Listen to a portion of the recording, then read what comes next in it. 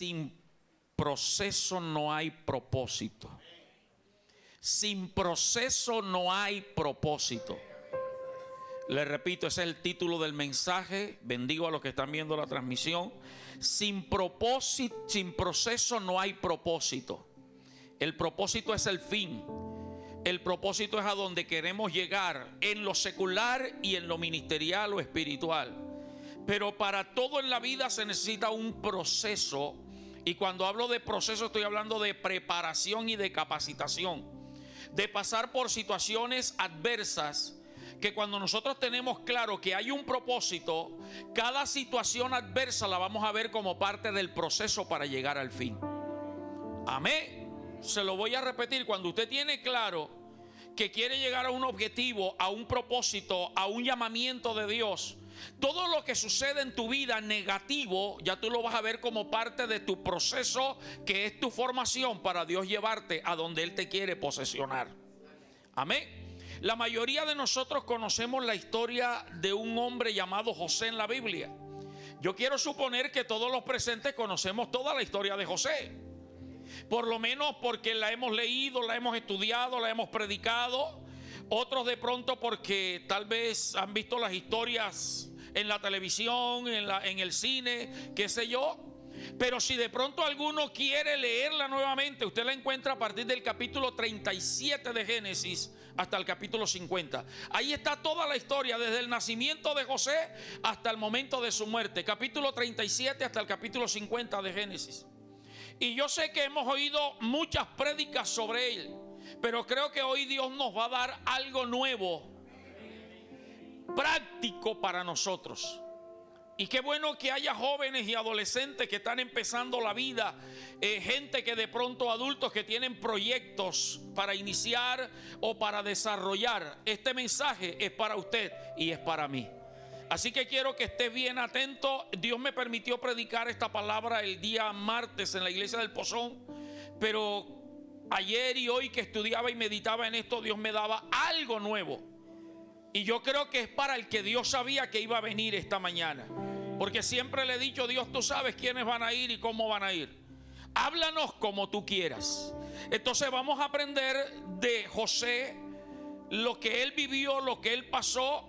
Y va a ser muy práctico para nuestra vida y para nuestros proyectos y propósitos. Y lo primero que extraigo de esta enseñanza es que usted y yo debemos tener cuidado con quién compartimos nuestros sueños.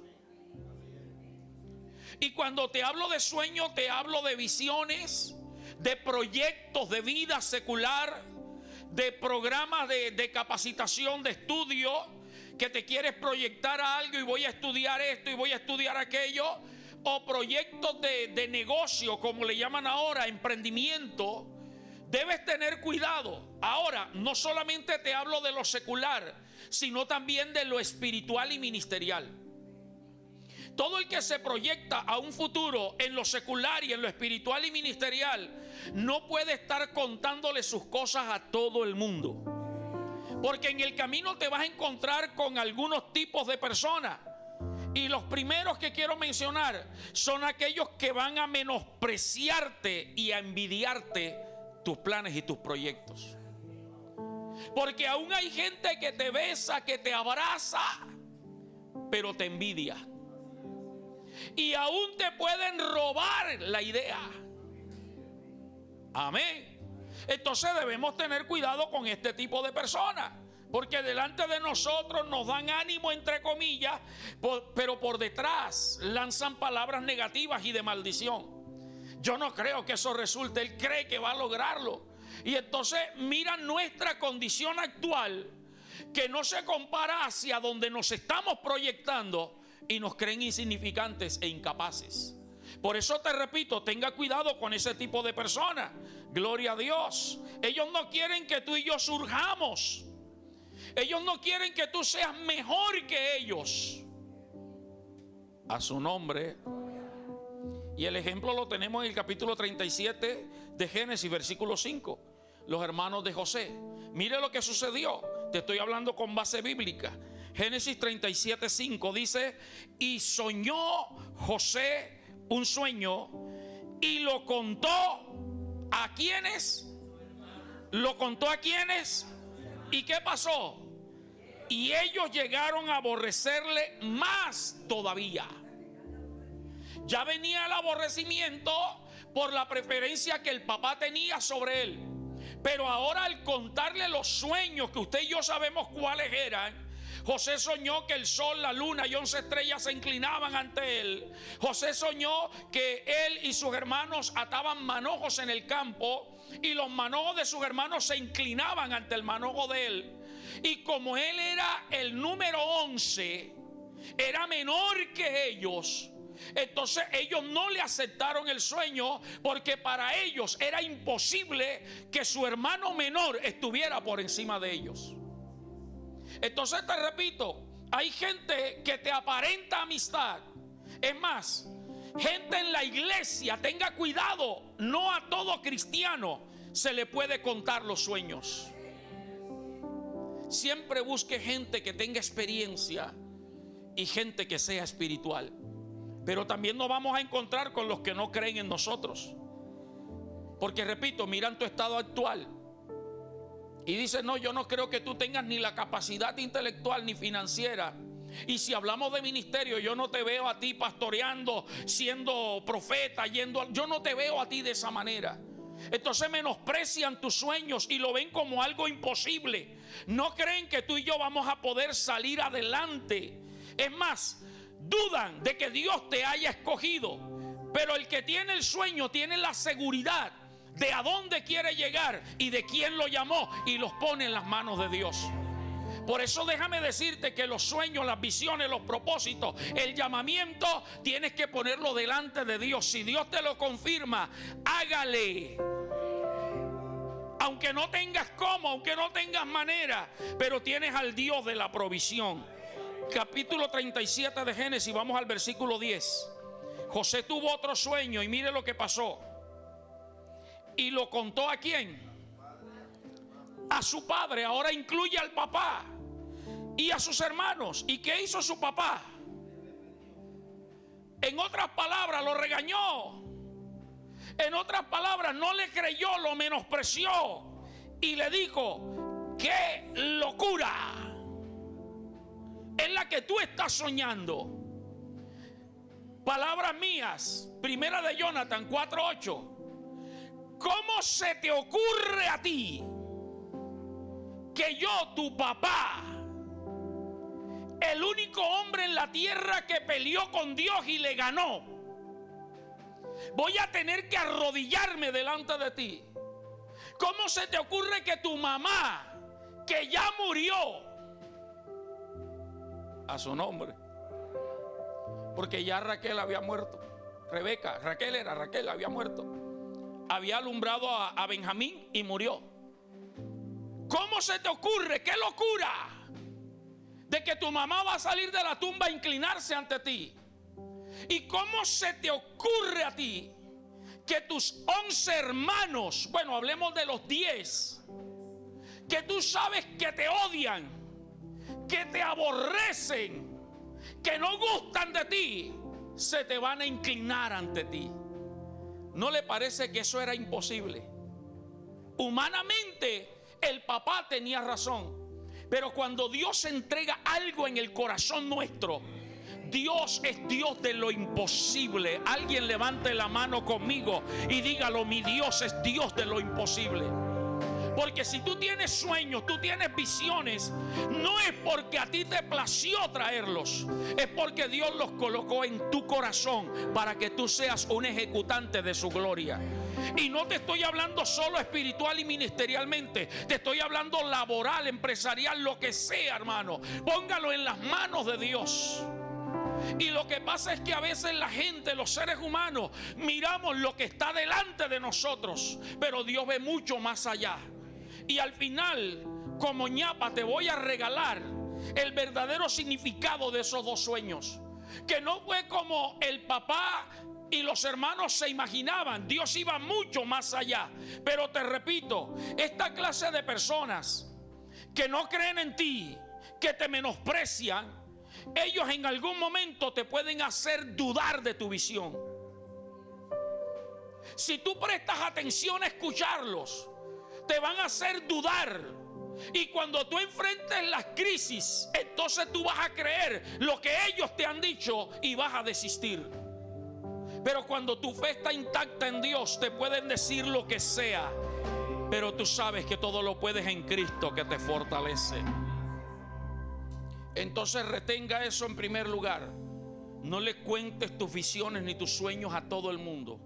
Busca gente que sea espiritual y que tenga experiencia y que te vaya a dar un buen consejo. En segundo lugar, la enseñanza que extraigo de esta historia de José es que todo propósito lleva un proceso.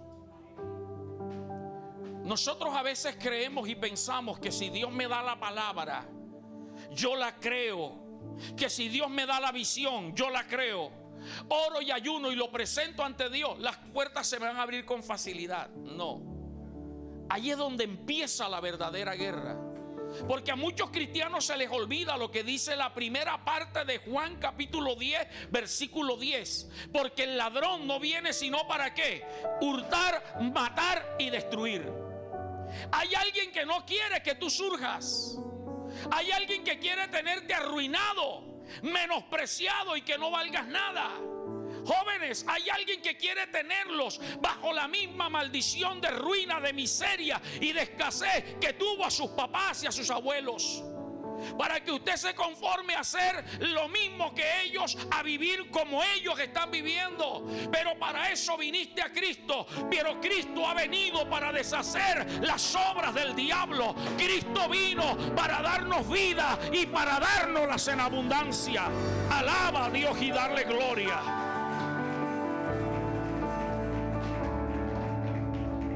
Hay gente que tiene metas, proyectos, visiones, emprendimientos, y al primer tropiezo desiste. Al primer tropiezo se desanima. Hay gente que tiene llamamiento espiritual de Dios y a la primera prueba de fe, entonces ya duda del llamamiento. Hoy te estoy diciendo que todo propósito tiene un proceso. Y escúchame, los verdaderos hijos de Dios como usted y como yo, levante la mano los verdaderos hijos de Dios, debemos tener claro que Dios nos procesa. Dios quiere preparar tu corazón. Si no, mire el proceso que pasó Israel en el desierto. ¿Cuántos años? 40 años. Donde Dios le dice: allí te hice tener hambre, allí te hice pasar necesidad, porque quería probar lo que había en tu corazón, a ver si sabías y ibas a mantenerte firme y fiel cuando entraras a la tierra prometida. Porque es que nuestro corazón es engañoso y perverso. Nuestro corazón a veces le promete tantas cosas a Dios, pero cuando llega la situación se olvida lo que prometió. Y Dios necesita procesarte. Pastor, ¿y hasta cuándo? Hasta que tú no entiendas cuál es el propósito del proceso para llevarte al propósito. ¿Me entendió el trabalengua? Porque es que cada proceso tiene un propósito en Dios. Ahora, como hijo de Dios verdadero, usted debe tener claro que el diablo no tiene incidencia en tu vida ni en mi vida. Y ciertamente Satanás es el príncipe de este mundo. Ciertamente hay brujos, hay satanistas, hay gente que te maldice, hay gente que está haciendo trabajos oscuros contra nosotros, hay gente que no quiere vernos surgir, hay gente que nos maldice alrededor, hay de toda clase de gente y el diablo los usa para poner tropiezo. Pero mientras tú te mantengas en Dios, Dios te tiene cercado a ti, a tu casa y todo lo que tienes, y el diablo no tiene entrada. Alguien diga gloria a Dios. Eso hay que entenderlo, hermano. Ahora, cuando yo tengo esto claro, yo sé que todo lo que me pasa es porque Dios lo permitió. Y si Dios lo permite es por dos razones: para traernos hacia Él porque nos estamos desviando, o para procesarnos. Examina: Señor, ¿por qué me está pasando lo que me está pasando? Porque somos muy dados a juzgar y a condenar a Dios. Como le decía a alguien en estos días que me llamaba de otra ciudad, me pedía consejería y me decía: pastor, yo no sé, Yo he ayunado, yo he orado, yo le he pedido a Dios y parece que Dios no me escucha. Hay gente que está orando por mí, por esta situación, y parece que Dios no me escucha.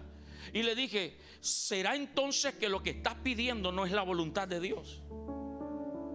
Porque es que a veces creemos que todo lo que yo ore y pida, Dios está obligado a dármelo. Pero Dios, que sabe todas las cosas, conoce que hay cosas que no son edificantes para nosotros. Todo me es lícito. Dígalo, todo me es lícito, pero no todo me conviene. Los que ya somos padres y madres entendemos mucho más esto con nuestros hijos. Hay hijos que piden cosas y los papás que ya hemos experimentado y vivido sabemos que no es conveniente. Ahora retomo, usted y yo como hijos de Dios sabemos que estamos protegidos y cercados por Dios, y que todo lo que pasa Dios lo permite. Al igual que en el libro de Job, Satanás sube allá arriba a pedirle permiso a Dios para tentarte, para traerte pruebas, dificultades en todas las áreas. Y Dios, que confía en ti. Solo 10 entendieron eso. Richard, Dios confía en ti. Richard, Dios confía en ti. Dios sabía que tú sí ibas a ser capaz de resistir lo que estás viviendo, y que yo no hubiese resistido lo que Richard ha resistido. Tú no resistirías lo que está al lado tuyo está resistiendo. Parece que se me durmieron, el frío me los tiene quietecito. Dios sabe, porque Él dice en su palabra, Gustavo, que Él no le da pruebas a nadie más allá de lo que puede resistir. Y Dios le da permiso al diablo, y el diablo envía es para destruirte, como en el caso de Job. Yo hago que blasfeme contra ti, porque Job te sirve es porque tú lo has bendecido a él, lo tienes protegido, al trabajo de sus manos ha dado abundancia. Quítale lo que tiene y verás cómo hago que blasfeme. Y Dios, que confiaba en Job como confía en nosotros, le dijo: te lo entrego, pero no me lo toques a él. Lo que quiere decir que el diablo está limitado en tu vida, en mi vida, en mi familia y en mi casa. Y luego lo enfermó. Pero Job dijo: ¿acaso recibiremos el bien de Dios y el mal no? Jehová dio, Jehová quitó, sea el nombre de Jehová bendito. Y yo sé, dijo Job, que mi Redentor vive, y sobre el polvo de la tierra Él se tiene que levantar. Entonces el cristiano hijo de Dios maduro va entendiendo lo que dice Romanos 8:28, que dice: y sabemos, personalícelo, a mí me gusta personalizarlo, y sabemos que los que amamos a Dios, ¿cómo dice? Léalo fuerte otra vez. Y sabemos que a los que amamos a Dios. Adela, esa enfermedad es para bien. Y tú no tienes ni idea, hermanos que están enfermos. Las veces, permítame, el diablo no tiene cola, pero permítame decirlo. Las veces que el diablo le ha tocado meterse el rabo entre las piernas, porque creía que por la enfermedad, por el dolor, por la crisis, tú te ibas a quedar llorando en la casa, sufriendo, triste, bendito Dios. Pero tú dijiste: no, así sea lloviendo, cojeando y arrastrando, me voy para la casa de Dios. Prefiero llorarle a Dios y no llorarle al problema en la casa. Porque los que amamos a Dios, y mira que ahí te habla de propósito. Esto es a los que conforme a su propósito son llamados. Porque es que no todos tenemos el propósito de Dios para ser pastores, evangelistas, profetas, pastores, maestros, adoradores. Hay gente en las iglesias que Dios tiene una visión y un propósito. Que sean empresarios, que sean negociantes, que sean amas de casa, porque en cualquier lugar Dios te va a usar y Dios te necesita. Ese es tener el propósito de Dios. Y si Dios te dio planes, proyectos, metas, todo lo que está pasando es un proceso para llevarte al propósito. Aleluya. Lo que tú y yo vemos muchas veces como desgracia o tragedia, Dios lo ve como proceso, formación para llevarnos al propósito. Y si alguien nos enseña esto es José. Primer proceso de José, odiado y aborrecido por sus hermanos. Injustamente. Para aquellos que dicen, no, pero yo no me merezco. Yo también que me porto. Y ahora que más oro y ayuno y busco, es cuando más mal me va. Porque hay alguien, yo no sé si alguno se va a sentir mal con lo que voy a decir. Porque hay un hermano mayor, menor que Cristo y mayor que nosotros, llamado Satanás, que fue destituido, que te odia y me odia y te aborrece y que no quiere verte contento, no quiere verte feliz, así como los hermanos de José. Pero ¿quién era el responsable del odio? No era José. José no había hecho nada.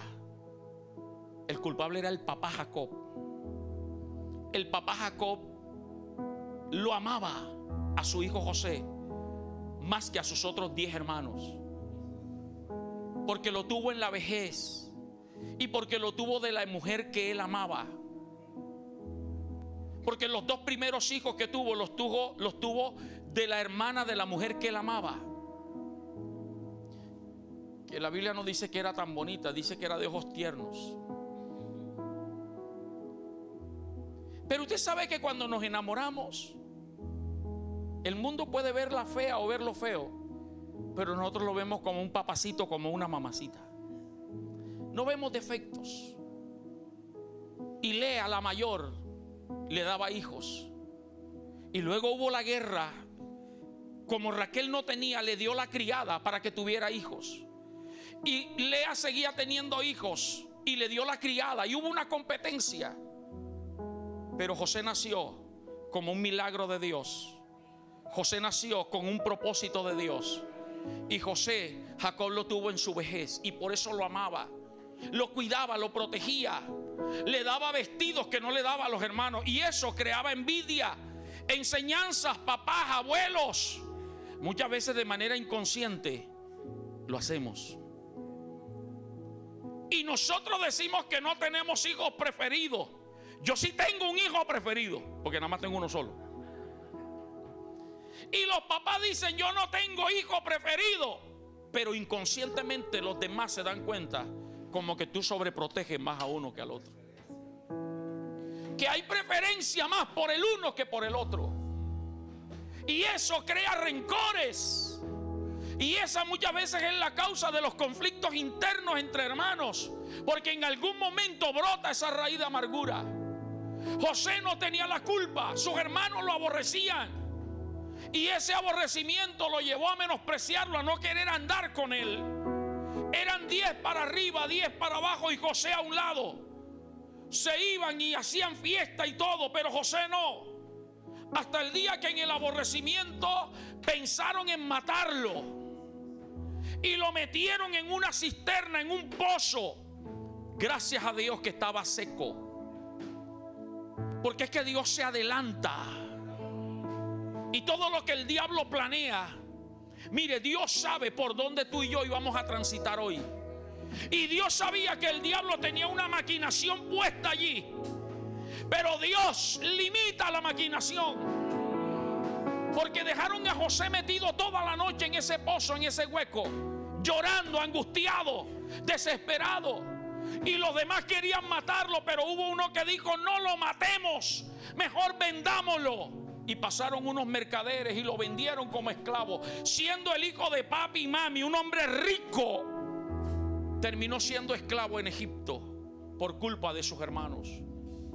Ahora, si Dios le había dado sueño y visión, la pregunta es, ¿por qué Dios permite eso? Si tú tienes visión, proyectos, metas, ¿por qué Dios permite ciertas cosas? Yo puedo entender que lo que Dios quería era procesar el corazón de José. Porque Dios lo estaba mirando en la posición alta. Dios ya sabe para dónde te va a llevar. Y Dios quiere que cuando estés en esa posición tengas un corazón puro y limpio. No un corazón lleno de rencor ni de resentimiento. Por favor, vamos a Génesis 45:3. Antes de colocarlo, el capítulo 45, búscalo, pero no lo coloques. Permítame que me salte la historia. Yo supongo que usted la sabe, si no, léasela. Después, cuando ya José es posesionado como gobernador de Egipto, habían pasado los 7 años de abundancia, llegaron los años de escasez. Hubo hambre en la tierra, hubo necesidad en la tierra. Y los hermanos tuvieron que ir a buscar alimento a Egipto. Y el que los atendió fue José. Y en parte se cumplió el sueño. Los hermanos, sin saber que era José, porque ellos lo hacían muerto, ellos vendieron un muchacho de 17 años. Ahora ven un hombre de 30 y tantos años, vestido de oro, gobernador, que todo el mundo le hacía venia. Ya no se llamaba José, le habían cambiado el nombre, le habían puesto un nombre egipcio, y todo el mundo lo honraba. Y ellos se inclinan, y José se les revela que si usted hubiese sido Judá, Leví, Rubén, si usted hubiese vendido a ese hermano, Jessica, y ahora lo ves que es el Señor de la tierra, que ahora tiene autoridad para desquitársela. Vicky, Harold, ¿qué hubieses hecho tú? Hasta aquí llegué. José se le revela y le dice: yo soy José. Claro, y más encima le dice: el que ustedes vendieron soy yo. Como que removiéndoles. Pero aquí se demuestra que el corazón había sido procesado. Versículo 3 del capítulo 45. Y dijo José a sus hermanos: yo soy José, ¿vive aún mi padre? Y sus hermanos no pudieron responderle porque estaban asustados, hermano.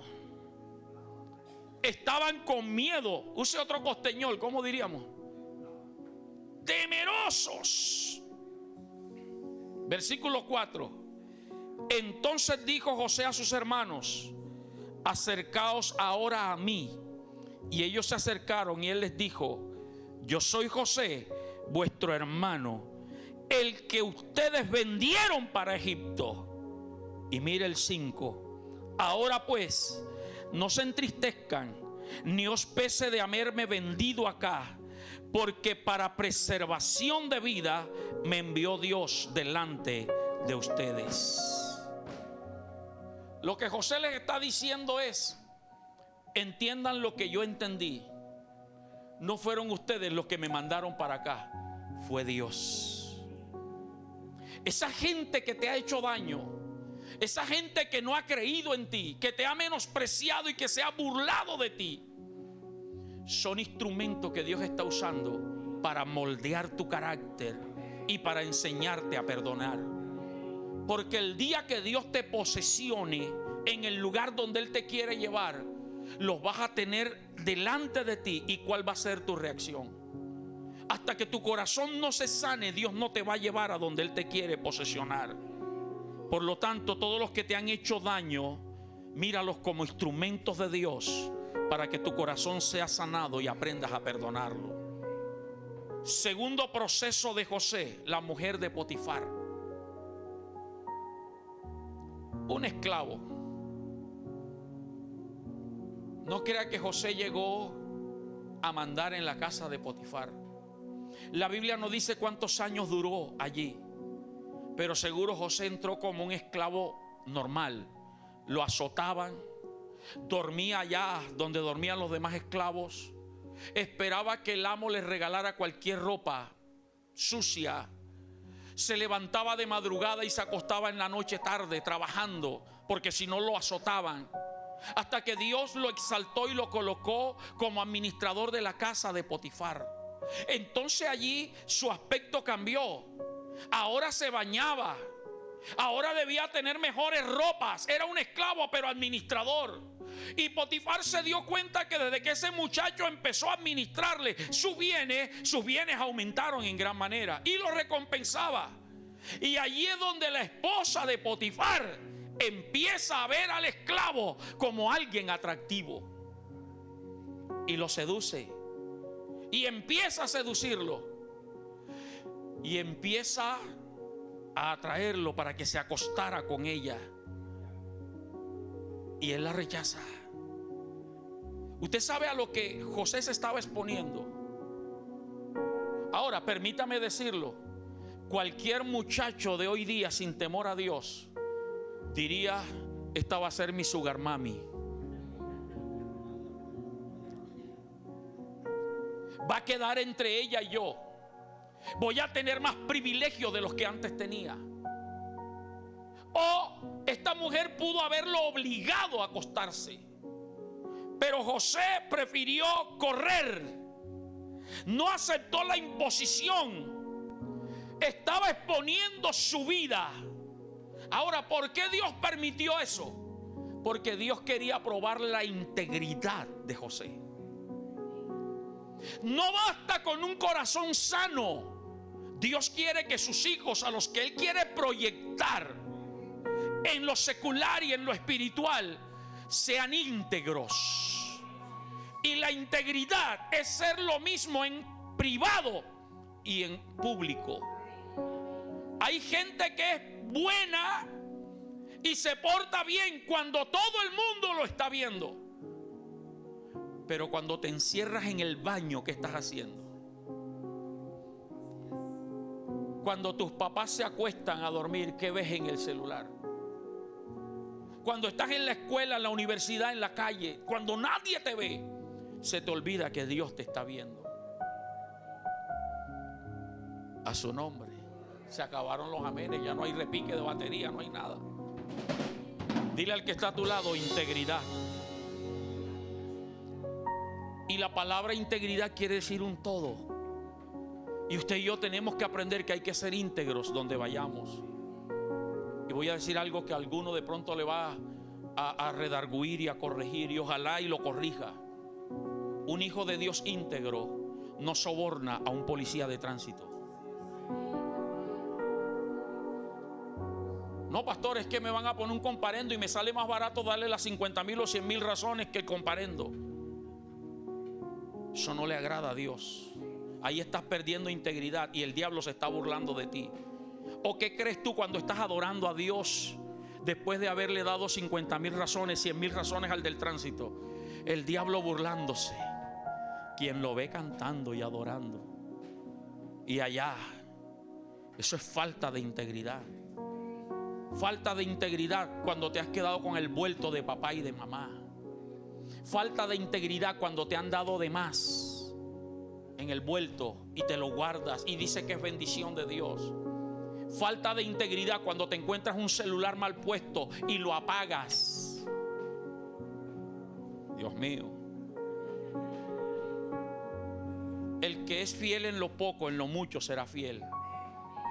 Y si sobornas a un agente de tránsito, si te quedas con el vuelto, si Dios te posesiona como pastor próspero, te vas a robar los diezmos y las ofrendas de la iglesia. Si Dios te levanta en tu empresa, en tu negocio, allá vas a seguir sobornando para beneficios personales. Dios mío. 39:7, vamos a leer y dejarlo ahí porque veo que a algunos no les gusta esto. Dios quería formar la integridad. Cuida lo que ves, cuida lo que oyes. En estos días un pastor del Antiguo Testamento, como yo, hijo de pastor, nos recordaba una canción. No sé si Dorca la recuerda. Mamá Vivian, que también es de la época antidiluviana. Cuidado mis ojitos lo que ven. Ojalá y se lo enseñen a los niños, eso es marcarlo. Cuidado mis manitos lo que tocan. Integridad. Cuidado mi boquita lo que habla. Porque es que en la iglesia alabamos a Dios y damos gloria y aleluya y santo, pero en la calle usamos expresiones que no son de cristianos. Eso es falta de integridad. Y por eso te va a tocar estar como el pueblo de Israel, 40 años dando vuelta en el desierto. Y escúchame que va a ser fuerte lo que voy a decir. Sobre ti hay una palabra de Dios. Y la palabra se cumple. Pero tal vez tú no la vas a recibir, sino tus hijos. Porque tú no fuiste capaz de ser íntegro. Tú no fuiste capaz de sanar tu corazón. Y tú no vas a recibir lo que la palabra no queda en el aire. Un día fui al sepelio de un pastor amigo. Para esa época podía tener él como 40 años. De 40 y algo de años, joven. Una visión grande, un terreno grandísimo que tenía, una construcción, planes, proyectos. Murió creo que lo operaron de una pierna y se le subió sangre, no sé, y le dio un paro, algo así. Conozco a los hijos desde que eran niños y ahora son profesionales. Era médico uno, el otro abogado. Ellos lloraban y me decían: Jonathan, ¿dónde quedó la visión y los planes que Dios le dio a mi papá? Yo lloraba con ellos y les decía: hoy vamos a enterrar el cuerpo de tu papá, pero la visión y el plan y el proyecto no se entierra. Ellos quedan buscando a quién transmitirle. Pero lo que Dios quiere es que tú sí disfrutes, no tus hijos, tú, para que ellos agarren más de lo que tú has sembrado. Necesitamos vivir una vida íntegra, hermano. La vida cristiana es integridad. Mire lo que pasó, 39:7. Aconteció después de esto que la mujer de su amo puso sus ojos en José y dijo: duérmete conmigo, duerme conmigo. Y él no quiso y dijo a la mujer de su amo: he aquí que mi señor no se preocupa conmigo de lo que hay en su casa, y ha puesto en mi mano todo lo que tiene. No hay otro mayor que yo en esta casa, y ninguna cosa me ha reservado. Oiga lo que está diciendo: nada me ha reservado sino a ti, porque tú eres su mujer. En otras palabras, yo podía administrar y coger todo, comerme la comida, montarme en el carro, agarrar lo que yo quisiera, pero a ti me dijo que no. ¿Y qué cree que le diría a la mujer? No, pero él no está aquí. Tú no le vas a decir, yo tampoco. Esto queda entre nosotros. Y seguramente mandó a sacar a los demás criados. Los mandó a ser mandados. Vaya el uno para allá, el otro para acá, el otro para allá. Y cuando quedaron solos, usted conoce la historia, lo quiso violar. Le quitó la ropa y el muchacho salió desnudo. Y entonces la sinvergüenza comenzó a gritar: él me quería violar a mí. Pero ¿sabe dónde estaba la integridad? Él le dijo: lo único que me ha reservado es a ti, por cuanto tú eres su mujer. ¿Cómo pues haría yo este grande mal? Y ahí está la integridad. Pecaría contra Dios. La integridad en el matrimonio no es por el amor que le tengas a la pareja, es a Dios. La integridad en el trabajo, en la universidad, en la escuela, donde vayas, no es por la gente, es porque sabes que Dios te está viendo. Pero Carlos, ¿sabe qué me impresiona? ¿Qué clase de Dios conocía José? Pregunto aquí, y levánteme la mano: ¿en cuánto Dios ha hecho una sanidad, un milagro, una provisión? ¿Ha hecho algo bonito? Levánteme la mano sin pena. A mí, yo levanto todo. No levanto el otro pie porque me caigo. Y por eso nosotros lo adoramos. Porque hoy oímos hablar también de la salvación del alma, que es la más grande bendición. Si alguno no levantó la mano, hoy te digo: Cristo murió por ti para salvarte. Pero ¿cuál era el Dios que José conocía? Un Dios que permitió que sus hermanos lo odiaran. Un Dios que permitió que sus hermanos lo vendieran como esclavo. Un Dios que permitió que lo azotaran como esclavo y que estaba permitiendo esta situación. Sin embargo, él tenía temor a Dios. ¿Sabe cuál era el Dios? El Dios que su papá le infundió hasta los 17 años antes de ser vendido.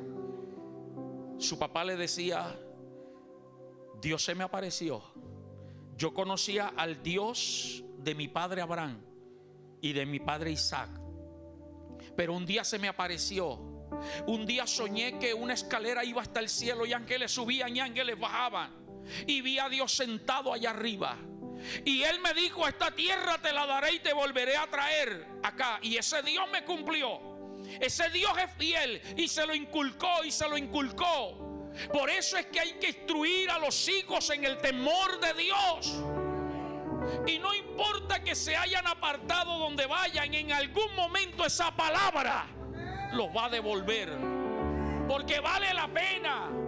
José no conocía a un Dios bueno y misericordioso como tú y yo lo conocemos, pero en su corazón, como dice el salmista: en mi corazón he guardado tus dichos para no pecar contra ti.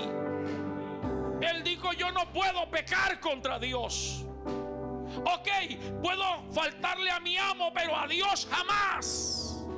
Eso se llama integridad.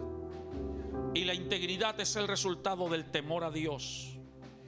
Es el resultado de tener la palabra de Dios vigente cada día en el corazón, en la mente y en la boca.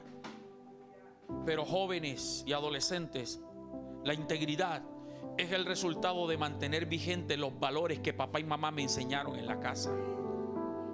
Porque tal vez tu papá y tu mamá no son cristianos. Ahora tú puedes conocer la Biblia, pero creo que toda casa, aunque no sea cristiana, tiene valores y principios. Tercero proceso y último, antes de darte la ñapa. En la cárcel, el último proceso de José, un lugar de sufrimiento. Fue metido preso injustamente, acusado de violar o querer violar a la mujer de Potifar. Y no crea que entró, porque allí Dios lo honró también al final, lo puso de administrador de la casa. Es que cuando tú eres íntegro y temes a Dios, aún puedes estar en el peor lugar, pero allí Dios te pondrá en eminencia. Puedes empezar de abajo, pero Dios te llevará arriba. Paso a paso Dios te irá honrando acorde al entendimiento del proceso. Pero él entró como cualquier preso, violador, como estaban esperando al que mató a esta niña allá en la cárcel de Valledupar, ¿cómo es que se llama? La Tramacúa. Allá están esperándolo los presos, lo estaban esperando. José entró allí, lo azotaron. El copero y el panadero del rey tuvieron sueños. Usted conoce la historia. Interpretó José los dos sueños y le dijo al copero: cuando el rey te vuelva a llamar, acuérdate de mí, háblale de mí. Y el copero se olvidó de José. Olvidado, maltratado, metido en un lugar no agradable, pero allí Dios lo honró. ¿Sabe qué era lo que Dios quería? Procesar su humildad. Porque va a llegar el momento donde Dios te va a exaltar, como dice la palabra: someteos bajo la poderosa mano de Dios y Él os exaltará cuando fuere tiempo. Dile al que está a tu lado: va a llegar un tiempo para ti y para tu casa. Pero Dios te va a llevar allá, no para que te creas más que nadie, no para que te llenes de vanagloria, no para que ahora entonces te compres la camioneta de última moda y el celular de última tecnología. Dios te va a llevar allá para que te acuerdes que en la cárcel hay gente injusta también, metida injustamente. Dios te va a llevar a esa posición para que te acuerdes que aún los que te menospreciaron un día van a extenderte la mano y tú no debes tenerla cerrada, sino darles también a ellos. Dios quería probar la humildad de José en ese lugar y por eso permitió eso. Y fueron aproximadamente 13 años de sufrimiento de José. Pero en esos 13 años y en cada sufrimiento, dice la Biblia, mas Jehová estaba con José. Te regalo la ñapa. Los sueños en Dios se cumplen. Preséntale tus sueños a Dios. Si tú sientes que ha sido tu iniciativa, tus planes, tus proyectos, tu visión, preséntasela a Dios. Señor, si es tu voluntad, direccióname, hazme entender. Porque entonces tú vas a entender que no son tus sueños sino los de Dios. Fue Él el que te escogió Y el que empieza la buena obra la perfecciona hasta el final. Y no importa lo que la cultura y las costumbres humanas digan, si Dios dijo, Él lo hará. Ojalá y nadie se me ofenda con lo que voy a decir, pero solo en Colombia puede suceder lo que le pasó a José. Porque ¿en qué mente puede caber que un extranjero, esclavo, acusado de violador sexual, va a llegar al trono? Solo en Colombia.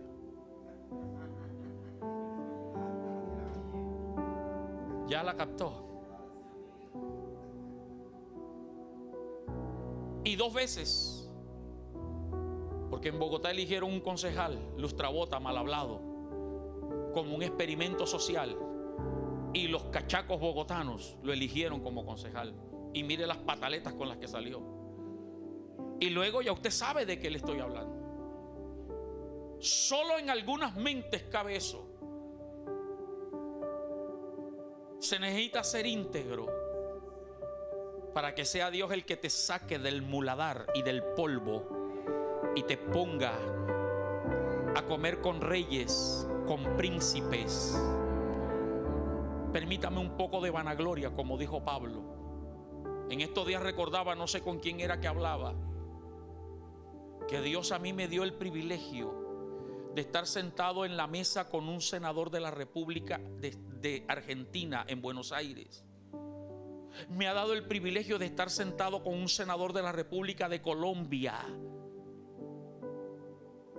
Un muchacho flaco, tímido, menor en la casa de mi padre, y me ha llevado a 7 naciones a predicar el evangelio.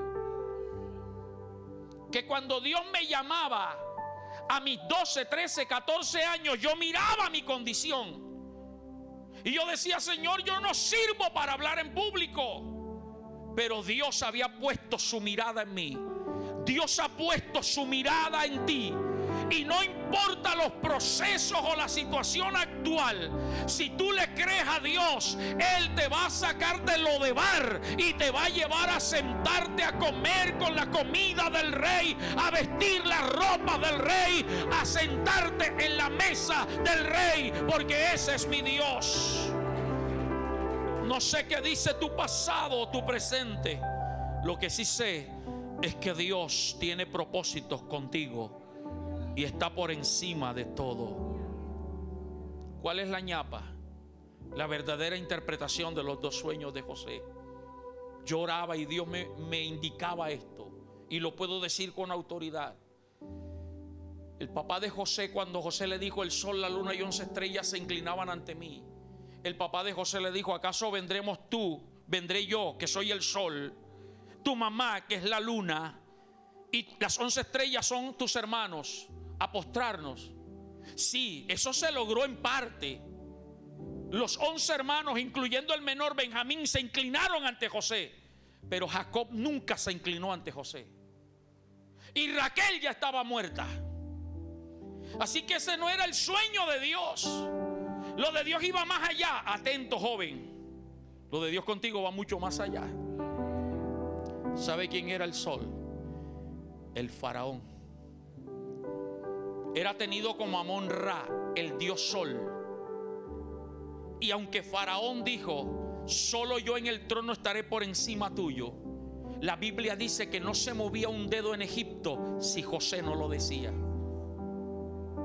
Y cuando José se reencuentra con su papá Jacob, le dice: Faraón me tiene como su padre. Se da cuenta que lo de Dios va más allá. Pastor, ¿y quién era la luna?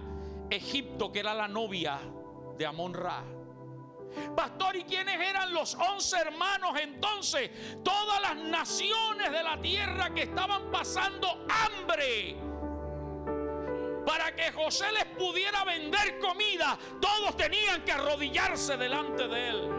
Lo de Dios no lo limites a un círculo pequeño. Si tú le crees a Dios, Dios te va a llevar más allá.